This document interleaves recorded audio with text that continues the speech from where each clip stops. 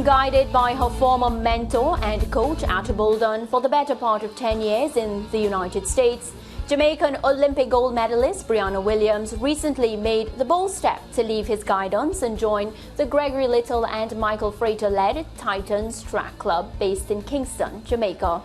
Williams first sprinted into the hearts of many as a 15-year-old when she broke the world age 15 record in the girls 100 meters at the Bob Hayes Invitational in Jacksonville, Florida, winning in a time of 11.13 seconds.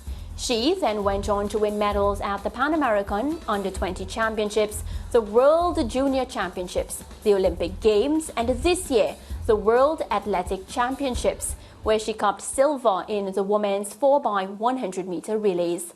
Now at 20, Williams has relocated to Jamaica and has stepped into a new phase of her still relatively young track and field career. We're pleased to have her here with us live in studio. Welcome. Thank you. Thank you for having me. So Briana, I think it's only fitting to ask you, how good does it feel to be back home in Jamaica?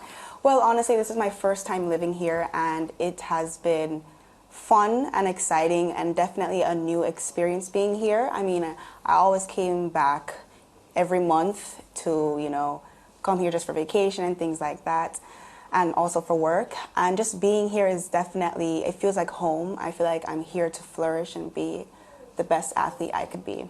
And how has it been, just being at Titans Track Club? New environment, new people. Mm-hmm. You've been alongside Atta Bolden, who has, guided you down the right path. How has that been at Titans? Definitely a new experience. It's fun, it's energetic, and the energy is right. I've enjoyed being there so far for 3 weeks, and it's nothing but a new experience, and I just feel guided, and it's definitely a new home. And I feel really happy to be here. Yeah, but I want to hear about some of the nitty-gritty. I know training is hard, okay? You acknowledge that. How different is it from what you and Atta worked with for close to 10 years? Definitely different and harder, especially when we have hills training in the morning. Yeah. It's just really different, and my body has adapted so far to it, and it's definitely giving me the green light, and I can feel myself just changing mentally and physically, and I just know I'm going to be at my best this year because of the work that I've been putting in and the work that the coaches have put out there for me. And of course, you largely trained alone with Atta for a long time. Now you're training with Akeem Blake, you're training with Johan Blake, you're training with other young athletes like yourself. What's that interaction been like? Definitely, it's just been fun, and just to have teammates alongside of me, pushing me and helping me anytime I get down or I'm really tired. They're there to say, come on, Briana, you can't stop. And also, they even check me when I'm not in form or anything like that. So, I mean, it's definitely a new experience, and I love having teammates alongside of me to push me to my best potential. And why did you decide Titans? I know it's a army of people behind you, of course, a lot of support, but there are many top track and field clubs in Jamaica. Why Titans? Titans, actually, it's a funny story. Back in Poland, Coach Gregory Little and I were on the bus heading to Hungary, and we were talking, having a conversation, and I just got to know him more as a person and a coach, and I loved everything that he was telling me. And it was after the Hungary meet, I just went straight to off season, and I had a long time to just reevaluate myself and say, Briana, I think you need to make a change to go deeper down to where I know I have the potential to run 10.6, 10.5 in those times like that.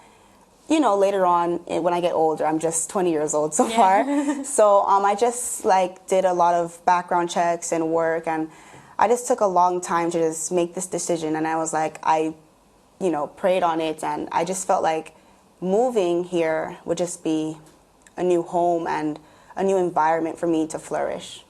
Speaking about that, I have to ask you, how has it been? So Jamaica is known for producing some of the best women, right? How has it been, you as a young lady growing up and competing, looking on at the likes of Shelly-Ann Fraser-Price, Elaine Thompson-Hera, Sharika Jackson now, she's made herself known. How does that make you feel? Do you feel any sort of pressure, or are you motivated? I'm actually motivated. I feel like right now all the ladies are here in Jamaica, and we're working our butts off, just to be on the top of the podium. And I just feel like it's honestly exciting just to know that all of us are here in Jamaica. And I feel really motivated, not pressured at all, because I feel like this is what I needed, this is what I wanted. I'm glad to hear that, because, you know, the decision to come to Jamaica precipitated a lot of conversation about, you know, because people have been calling for you to leave Atto for years, for reasons unknown.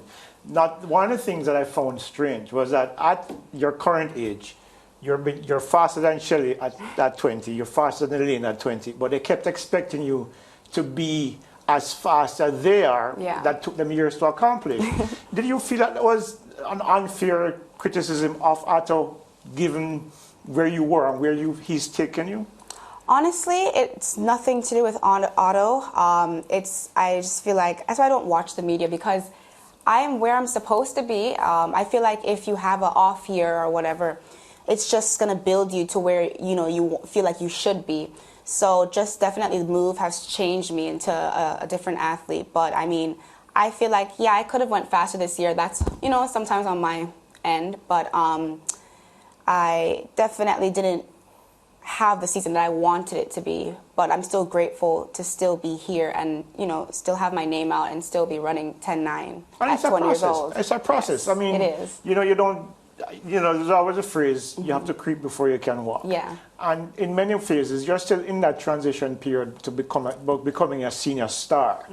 Has it been difficult in terms of handling that? The public expectation, I know you say don't follow the media, but obviously some of it does filter through. Yeah. Do you feel, or did you ever feel the pressure of expectation? Because you know Jamaican crowds are. They tend to expect you to create miracles when you're still developing as an athlete.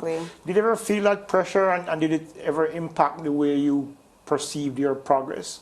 I know people were saying, oh, why are you going here and not there? And it's just like, that's my decision, and that's where I'm comfortable at, and that's where I know where I'll be happy and at my best and with the right energy and the right coaches. So I try not to listen, but, you know, it's obviously expected to hear that. But I feel like I dealt with it fine. Well, I think so too. Yeah. And Briana, you know, how do you deal with mental pressure, you know? When you're not competing, what do you do just to step away from all of this and, you know, just be yourself? Because you're still young too. Yes. I just felt like this year, actually, I had some days where I just cried. I'm just like, why is this happening to me? Why am I not where I want to be? And it's just like, I know it's a process, and, you know, I'm going to have to work even harder. But I just, you know, I hang around my friends, my family, my cousins, and I just try to have a normal life. Like, I try to balance track and field and also a 20-year-old life. So I really enjoy going to the beach, you know, hanging with friends and just doing normal activities off sidetrack. Yeah. Well, one of the key things about, as Maria mentioned, you know, what you do in your off time, you know, how much, since you started at Titans, have you been required to do any work on your own in preparation to get your body ready for, you know, what obviously is going to be an intense season coming up, the World Championship in Budapest, obviously? Yeah. Definitely. I mean, like, it's not assigned, but you know what to do as an athlete at home: stretch, recover, do your abs, you know, all those things lead into being a better athlete. And but I definitely do have free time for myself, for my body to rest. You know, athletes do need rest, and some people think, oh no, you should just be working 24/7. No, you need your rest in order to have a long career. And I felt like that's where I was comfortable with. You know, there's still hard work on the track, you know, the days we're training, but rest is definitely the key. And obviously living on your own, your responsibilities that normally you wouldn't have. You know, you have your mom there helping to push you along. No, you're basically on your own. You've flown from the nest. Yes. Has it been scary for you living on your own? Not really scary. I mean, I did go to boarding school when I was in the 8th grade, so I was like 14, turning 15, or 13, turning 14. But I definitely am responsible enough, especially at an early age, to live on my own. But definitely I have to do some things that I'm just like, oh my gosh, like, trust me, we have to do these things in life, you know? Trust me, Briana, when I moved to Jamaica, it was the first time I ever made groceries for myself. And it's Yeah, Oh, because I lived with my parents. Okay, yeah. So- I definitely was doing groceries at home, but you know, no, I understand because it's definitely a change, but it's a nice change. Yeah. We're going to take a quick break, and when we come back, we're keeping you in studio with us, and we're looking forward to continue this discussion. Let's take a quick break.